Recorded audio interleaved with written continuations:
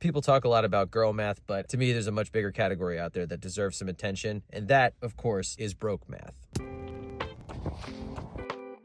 Okay, so if you've ever been really broke at any point in your life, you'll understand what I'm talking about in this video. I will say my experience with this is different than maybe some other people out there, where when I was really broke, I was in my early to mid 20s. I didn't have kids or anything like that. My student loans, my car, my rent. When you're also not bringing in much and your rent is kind of high for what you make and you still want to have some semblance of a life that you're trying to live, you get very good at plate spinning. Man, it is an art. I wish you could teach a class on how to responsibly keep the plate spinning, but the nature of keeping plate spinning is that you're being risky and irresponsible. So it's maybe not a great thing to teach a class on, but it would be a very practical class. The point of all of this is you start adopting certain customs and thought processes that once you start doing a little bit better, you have to try your best to break. Much as I have really done a good job of breaking some of them, I still can't help but employ some at the same time. I just made a return to a store. It was not a big return, but it brought me back for a second to returning things in my broke days. I wouldn't treat it as found money. I would try to be strategic about when I would return things, try to do it like near the closing of my credit card statement so that I get an extra little boost and it's less money I got to come out of pocket for. And in those days, any amount that I was returning and getting credited back onto my card was a windfall of cash. I don't really see it that way anymore, but what I do kind of still see it as is a sunk cost where the money's already been spent. It's already factored into the budget and it's gone as far as I'm concerned. So what's the harm in using it to treat myself a little bit? Now, my temptation is to go down the street to the wine store and do like a budget wine haul type situation. However, Karen and I did agree we weren't gonna have wine tonight, so time to employ plan B.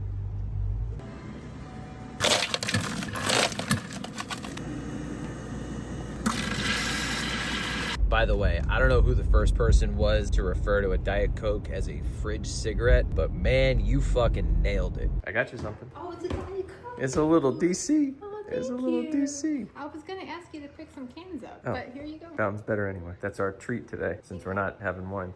It's a small though. Okay, I'm a small. How about that? You gonna complain about that too? Good things come in small packages. Oh my God.